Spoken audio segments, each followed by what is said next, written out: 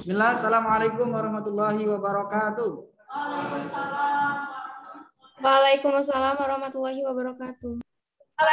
Alhamdulillahirabbil alamin wa bihi nasta'inu ala umuri dunya waddin wa ala alihi washabihi ajmain amma ba'd. Puji syukur kita panjatkan kehadirat Allah Subhanahu wa taala pada pagi hari ini, hari apa ini Nak?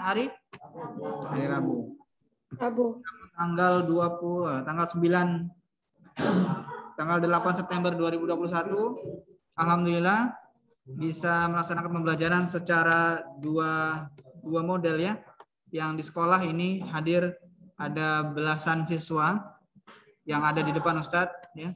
Ada belasan siswa dan diikuti juga oleh beberapa siswa yang dari rumah. Ada Ananda Anggita, Ananda Santisa, Ananda Sifa Aulia Magdum, Ananda Hayara Fairuz Zakia, dan Ananda Halisa Dia Al-Fajri. Terima kasih. Oh, ternyata Ananda Santisa di belakangnya ada siswa lain lagi ya? Itu tadi. Baik ya. Baik. Yang di sekolah insya Allah kita tetap menerapkan prokes ya. Ustadz tetap menggunakan masker dan di meja juga masih lengkap peralatan karena kemarin juga kalian sudah masuk ya. Jadi kalian tahu kondisi yang ada di kelasnya dan yang di rumah Ustadz harapkan mengikuti sebagaimana pembelajarannya. Baik, yang di rumah dan yang di sekolah silakan Ustadz minta untuk dibuka bukunya halaman 55. Sudah ya? Nah, Ustadz akan tanyakan di sini kepada, ini kameranya ada kalanya menghadap ke depan, ada kalanya Ustadz hadapkan ke belakang. Seperti ini menghadap ke siswa. Nah, ini kelihatan ya, ini adalah kondisi lingkungan kelas yang ada di kelas 8B saat ini. Mulai dari pojok sana bangkunya terisi semua, sebelah sini pun sama, terisi semua ya, tidak ada yang kosong. 4 kali 4, 16 ya. Ada 16 siswa. Baik, kita ambil posisi center di sini. Kita sudah memasuki bab keempat tentang mengamalkan sholat sunnah. Coba perhatikan bab 4 tentang mengamalkan sholat sunnah. Ustaz mau bergerak kali suaranya kedengaran nggak ya? Kalau dari sini yang dari rumah bisa mendengar suara Ustaz nggak? Kedengeran Ustaz. Alhamdulillah, bagus kedengaran. Oke. Ambil berdiri aja lah. Kalau duduk nggak nyaman. Kalau siapa namanya virtual semua, nggak apa-apa sambil duduk karena ada yang siswa yang lain duduknya jauh-jauh dari Ustaz berdiri, semoga suaranya tetap bisa ditangkap. Nah, kalau begini baru kelihatan. Ustaz berada di samping. Jelaskan. Ini nanti langsung dari Pero. File ini nanti sudah kita rekam dan insya Allah akan kita sampaikan di YouTube ya. Nanti kalian bisa lihat. Baik, nah kita perhatikan materinya tentang sholat sunnah. Kita kepada Allah mengamalkan sholat sunnah.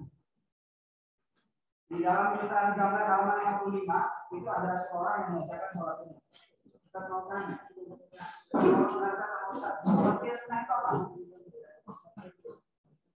Sunnah itu adalah ada yang bisa angkat tangan. Angkat tangan. Biasanya angkat tangan. Ya, silakan. Bila dikerjakan tidak terus. Kalau dikerjakan tidak terus. Ya. Bila dikerjakan mendapat tidak mendapat. Kita dibalik biasanya. Oke, ini benar ya. Kita apa namanya sebenarnya. Jadi apabila orang mengerjakan dia akan mendapatkan pahala. Dan apabila ia tinggalkan maka tidak dapat selesai.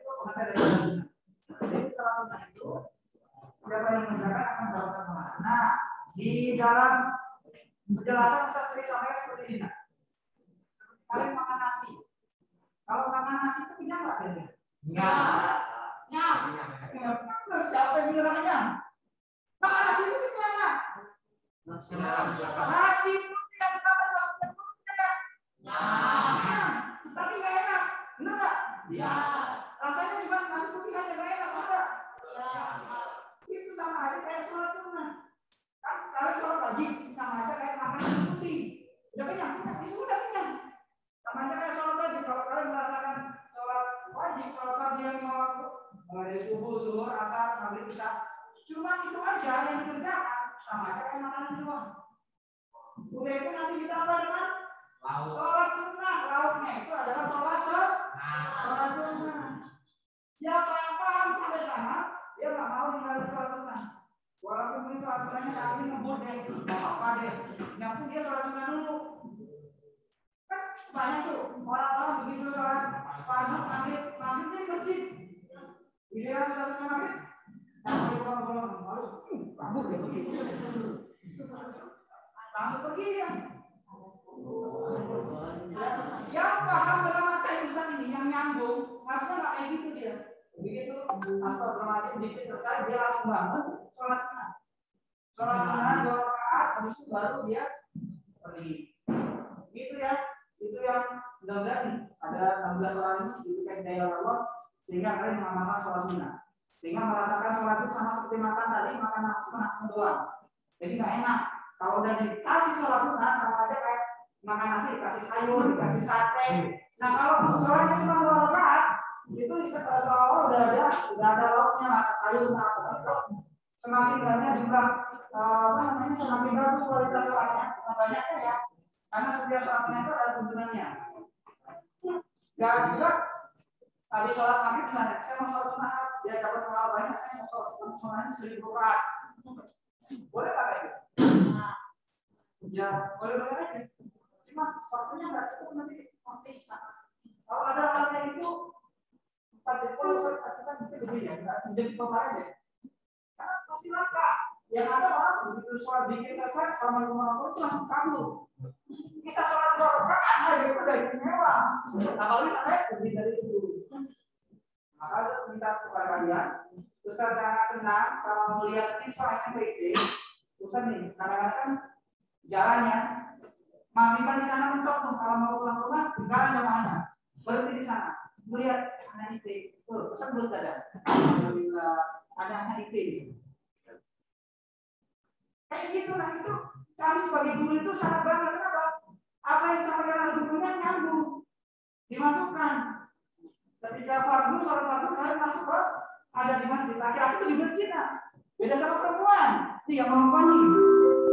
Yang perempuan lebih diutamakan sholat di rumah. Tapi kalau laki-laki itu diutamakan sholat di masjid. Ya. Dan kalau udah kayak mana? Nah, kalau masih udah berbeda. Kalau ada payung, silakan pakai payung. Kalau nggak ada, boleh sholat di rumah. Dan sholat di rumah juga silakan berjamaah. Kalian sudah punya apa tuh nih? Imam sholat nenek dari imam kalian. Orang Ustaz punya murid, ada yang murid ngaji hari sedikit aja udah disuruh jadi imam sama orang-orang apa?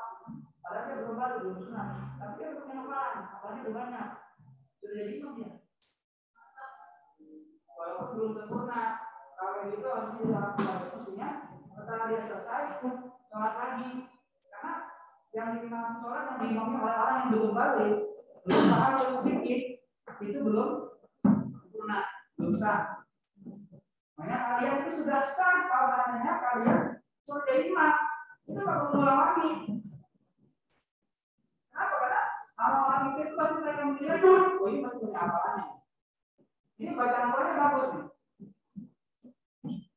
Makanya pelajaran saksi tidak bisa. Pelajaran yang lain cuma 2 jam. 6 jam lah kan pasti. Ya. Ya, 6 jam. Taksir 6 jam, 12 jam.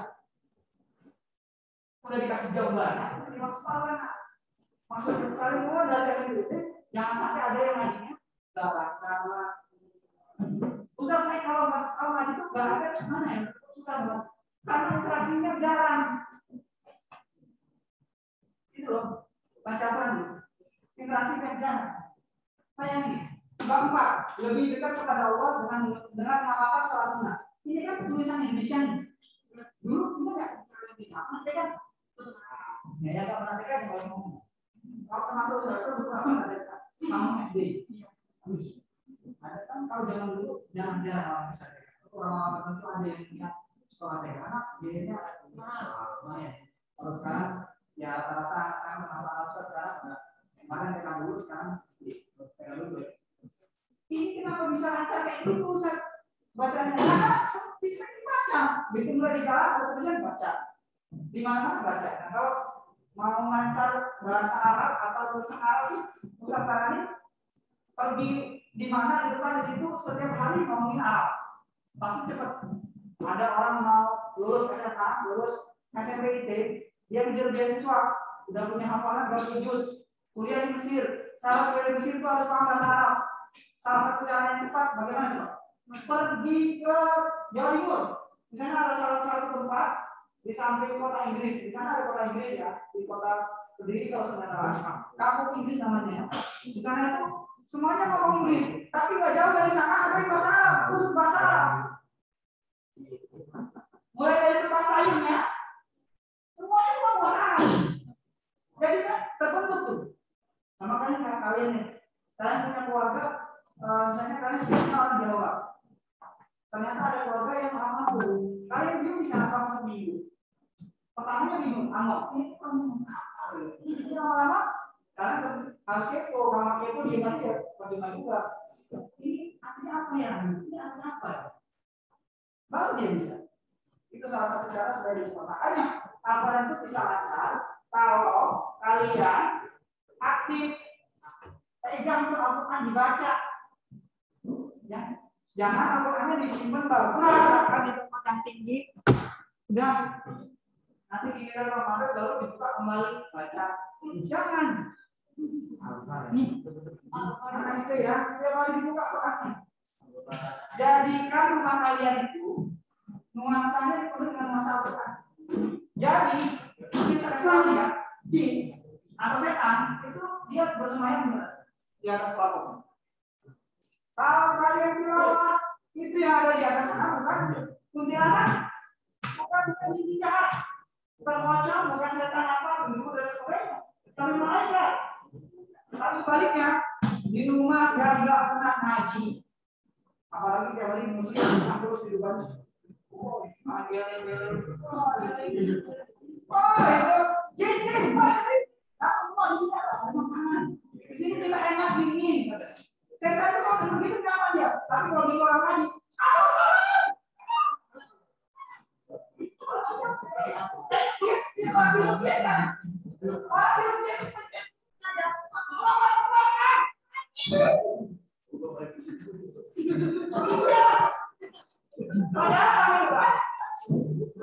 yang lihat ketawa.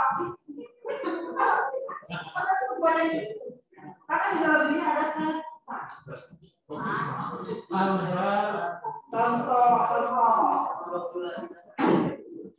Nah, ini yang masih nggak percaya sama Tuhan. Jadi makanya dia SMP ini kalian bersyukur karena di sini banyak yang kali kita lakukan. Kita bisa ya, kita sholat.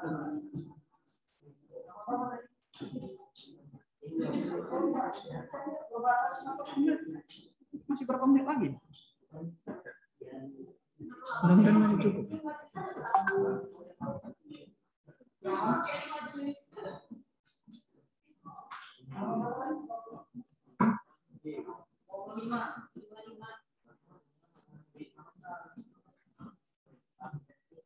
Oke deh, baik.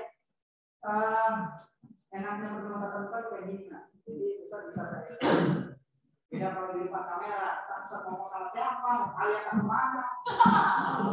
Kalau ini, mesti lihat pesan. Ya, kita kembali lagi ke halaman. Nah, ada dialog sebenarnya. Ayo baca dialog. Nah, tolong jadi paling bawah ya. Paling bawah. Di sini baca yang kuat. Dirimu tolong jadi Amir. Oke? Nah, nggak ada yang mana ya. Ini jadi apa ya? Dari kita. Ini nomor berapa? Kita, ya. Pak Imron, Amir, kita.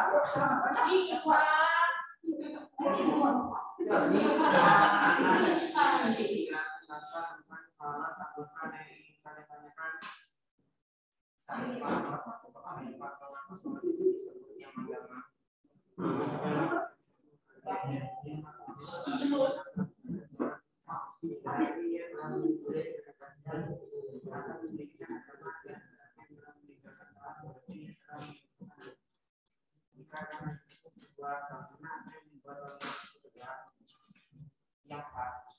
betul.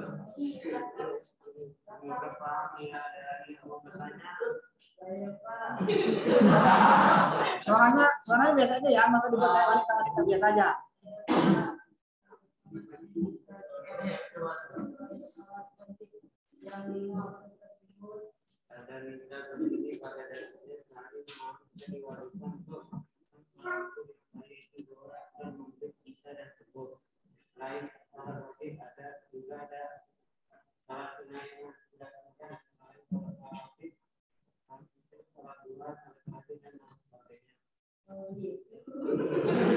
Kamu ketawa? Ayo.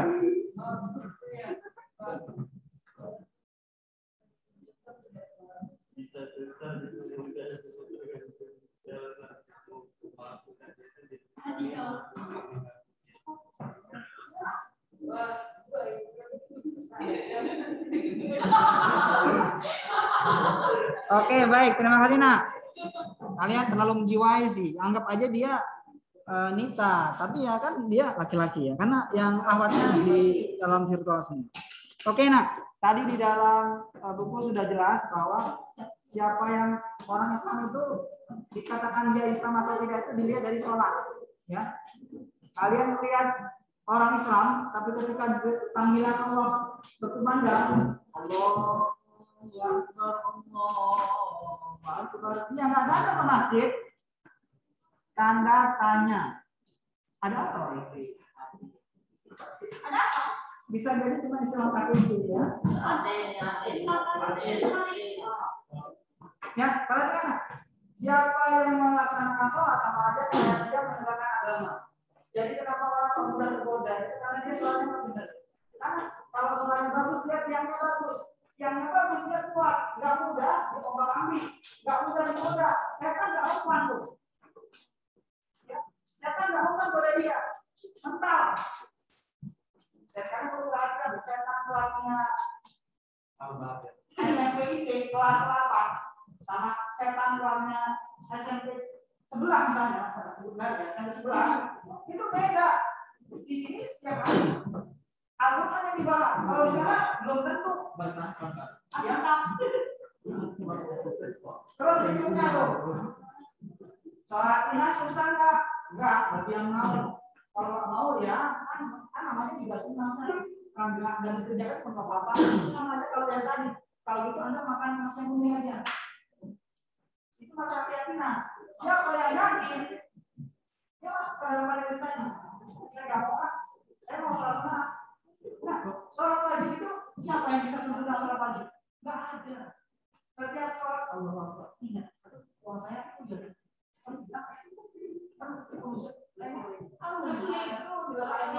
belum tadi begitu sholat mungkin kuncinya nggak tahu belum kemana. Dia sholat anak iya kuncinya ada di kantong. Ya kan? Itu siapa juga yang buat kayak gitu? Ada. Itu dari sholatnya nggak khusyuk namanya. Sah, tapi nggak khusyuk. Yang seperti itu kalau diangkat, kalau diskon di Ustaz nge-skor huruf nilai berapa? Nilainya nggak sampai 100. Bisa jadi 60 atau 40 atau 50. Kenapa nggak khusyuk? Menyempurnakan adalah dengan sunnah. Dia menyempurnakan sholat wajib. Ya, siapa yang sholatnya benar? Ingat ayat. Siapa yang bisa ayat ini? Kalau saya inna sholata tanha 'anil fahsya'i wal munkar.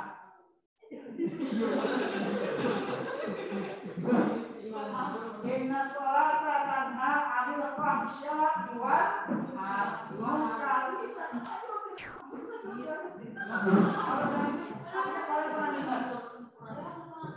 Inna sholat, sesungguhnya sholat tanha 'anil fahsya'i, mencegah perbuatan keji dan munkar. Kalau kalian sholat bisa mencegah perbuatan keji dan munkar, itu namanya orang sholat. Tapi kalau orang sholat maksiat jalan terus, itu semua jadi sholatnya bohong. Cuma berbuat kewajiban aja. Ini benar. Kalau di masyarakat ada orang alim sholat, tapi dia mau masih tetangganya, aja misalnya jahat, apa itu kunci. Sholat terus saya jawab. Ini nggak beres. Sholatnya ada yang nggak benar. Karena yang salah orang itu bukan Al-Quran. Sholat tatanan masjid itu bukan Al-Quran. Iya, ngerti.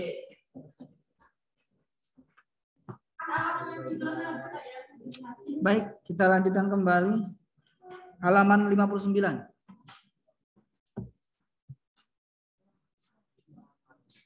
Ada sholat sunnah yang dilaksanakan secara berjamaah. Ustaz mau tanya kepada si Aditya Trioga, sholat sunnah mana? Mana Aditya? Aditya, tolong dijelaskan apa yang kamu ketahui tentang sholat Idul Fitri. Sholat Idul Fitri itu dilaksanakan di tanggal berapa biasanya? Nak? Tahu nggak? Di tanggal 1 Syawal. Yakin? Yakin ya. Terus kalau Ahmad Akbar, mana Ahmad Akbar? Kalau Idul Adha tanggal berapa?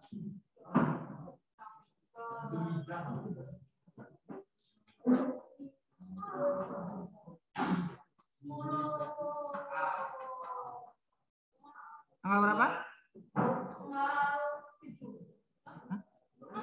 Ada bisa bantu? Alhamdulillah. 10 Zulhijjah. Terus kalau sholat kusuf di sini macam-macam sholat berjamaah ada 5 ya. Idul Fitri, Idul Adha, kusuf dan istisqa. Sholat kusuf ada yang tahu kapan dilaksanakan? Oke. Jadi fix nak, Ustaz jelaskan ya. Sholat sunnah itu dilaksanakan ada yang berjamaah, ada yang boleh berjamaah, ada yang dilaksanakan secara sendiri. Bahasa Arabnya munfarid. Munfarid itu sendiri. Kalau berjamaah barengan. Kalau dalam bahasa seni namanya solo. Kalau 2 orang duet. Dia kalau 3 trio. Apa ya? Trio.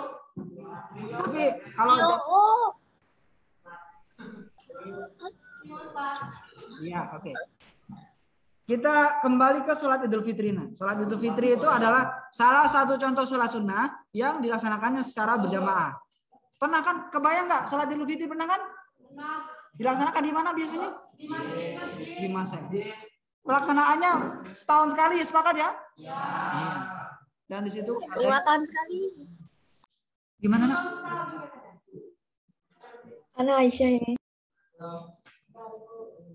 Tadi ada yang berbicara di Zoom? Silakan diulang lagi. Kurang jelas? Nggak jadi ya? Oke deh, kita lanjutkan. Baik, jadi Idul Fitri itu dilaksanakan setahun sekali. Pun Idul Adha ya, biasanya ada yang di lapangan, juga ada yang di dalam masjid. Berikutnya adalah sholat kusuf. Kami ngap-ngapan juga nak, pakai masker suaranya harus maksimal tuh. Sementara kan kalian dikit-dikit ngomongnya tuh masker. Ustaz, izin buka masker dari sini boleh ya? Kan nggak deket situ. Jadi Ustaz kalau di sini nggak kesana-sana. Nah, baik nak. Nah, agak lega sekarang. Sholat Idul Fitri berjamaah itu sudah waktunya sudah pas apa dikunci ya. Setiap tanggal 1 Syawal mau nggak mau itu pasti kita sholat Idul Fitri. Kalau tanggal 10 Zulhijjah itu adalah Idul Adha. Nah sekarang masalahnya kalau sholat kusuf itu kapan? Tadi ada kawan yang bilang kalau pas terjadi kondisi apa gerhana matahari. Pernah nggak? Siapa yang pernah sholat kusuf pas gerhana matahari? Gerhana matahari itu siang apa malam? Kalau dia bilang malam aneh tuh. Malam bulan. Ya, setiap ada peristiwa gerhana matahari itu disunahkan untuk sholat. Nah, kenapa? Karena itu peristiwa langka. Bahkan saking langkanya, orang-orang yang punya ilmu hitam, dia mengaitkan, oh ini mau terjadi bala, ini mau terjadi bencana. Mereka meramal ada A, B, C, dan seterusnya. Karena saking langkanya. Tapi kita bersyukur teknologi yang ada di Indonesia sudah mampu mendeteksi bahwa tanggal sekian ada gerhana. Dan itu valid, benar nggak? Iya nak. Di berita itu kan 1 jam sebelum pemberitaan apa gerhana sudah ada informasi. Bahkan sebelum 1 hari sebelumnya kan akan diprediksi. Kalau cuaca mungkin bisa meleset ya. Besok akan diperkirakan cuacanya hujan di Lampung Utara. Nggak taunya nggak hujan. Kalau cuaca mungkin bisa meleset. Tapi kalau gerhana sejauh ini insya Allah nggak. Ya, insya Allah tepat. Jadi bisa diprediksi di mana misalnya dari kota bumi dia bisa dilihat secara utuh misalnya. Atau di daerah mana bisa dilihat secara utuh. Itu bisa diprediksi oleh BMKG. Mungkin alat-alat yang mereka punya sudah cukup canggih. Ya. Kemudian sholat gerhana bulan pun demikian. Siapa yang pernah mengikuti sholat gerhana? Ada yang pernah nggak? Nggak pernah, Ustaz. Di rumah juga ada? Nggak pernah ya? Nggak pernah. Di kelas ini ada nggak pernah sholat gerhana matahari maupun bulan? Masya Allah. Kalau nggak ini berikutnya ini ada sholat meminta hujan. Ada nggak yang pernah ikut sholat meminta hujan? Pernah ya? Pernah. Pernah, Ustaz. Kalau gerhana itu yang ininya itu rokoknya lama itu. Alhamdulillah. Sholat istisqa itu adalah sholat meminta hujan ya. Itu dilaksanakan kalau seandainya sudah sekian tahun itu tidak ada hujan, ingin sekali, maka kita mohon untuk Allah turunkan hujan. Dulu yang pernah sekolah di IT pernah kita laksanakan ya, kan hujannya panjang banget tuh sampai sumur-sumur beberapa wilayah yang ada di Lampung Utara ini pada kering, sehingga tidak di apa namanya. Ini agak bocor nak, tolong ditutup nak. Pintunya bisa nggak dirapiin? Nah itu dia ya. Makanya kalian pernah dengar peribahasa nggak? Hapus panas tahun dihapus dengan hujan sehari. Artinya apa coba? Jangan sampai kalian melakukan amalan kebaikan yang sudah dijaga baik-baik, kalian rusak dengan kehilafan atau dosa yang sebentar aja. Itu bisa merusak. Nah, kalian sudah sholat setahun, tapi sehari kalian, gak usah sehari deh, sejam melakukan maksiat, malunya seluruh dunia itu. Nama kalian akan tercoreng kan? Itu sama aja panas hujan dihapus dengan hujan panas tahun dihapus dengan hujan sehari. Makanya kalian yang sudah istiqomah itu mestinya hati-hati. Mesti hati-hati jangan sampai melakukan kesalahan yang berakibat kalau kesalahan tersebut diketahui oleh orang lain jadi malu. Yang paling malu siapa coba? Kalian sendiri tentunya. Berikutnya yang paling malu kedua adalah orang tua. Karena mereka lah yang membesarkan kalian ya. Seandainya kalian ada kasus misalnya nauzubillah. Syukur-syukur kalian bukan seperti itu yang muncul, sebaliknya prestasi misalnya. Lulus dari SMP IT bisa menghafal Quran sekian juz. Wah, itu siapa orang tua yang enggak bangga? Pasti bangga. Karena orientasi utama orang tua kalian menitipkan di IT ini adalah tentang Al-Quran, tentang ketaatan kepada Allah dan intinya. Ya, jadi silakan kalian berlomba berfastabil khairat untuk menjadi orang-orang yang bisa mendapatkan predikat baik. Oke, itu tadi beberapa yang bisa Ustaz sampaikan tentang sholat sunnah yang dilaksanakan secara berjamaah. Untuk halaman 64 yang dilaksanakan secara munfarid itu nanti ya kita bahas pekan depan ya. Sampai di sini yang di rumah ada yang ingin ditanyakan kan? Tidak ada. Tidak ada ya, baik. Ini fix yang menghidupkan kamera hanya Anggita ya. Ada Anggita dan siswa yang ada di dalam kelas. Ini Ustaz akan rekod kembali ini mulai dari pojok sana sedang berada dalam kelas dan ini sudah memang menit-menit terakhir ya sebelum 10.30 karena 10.30 mereka akan pulang kembali ke rumah. Siap untuk shift berikutnya. Baik, terima kasih yang mengikuti dari rumah ya. Ada, saya mau lihat chatnya ada apa ini?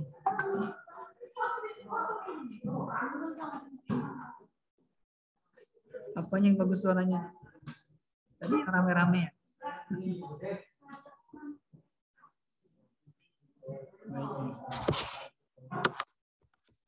Baik, yang ada di dalam Zoom, Ustadz akan closing. Yang ada di dalam Zoom dan juga yang ada di dalam kelas ya Ustadz, tapi utamakan Ustadz yang ada di dalam Zoom. Kalau tidak ada yang ingin dipertanyakan, Ustadz akan tutup ya.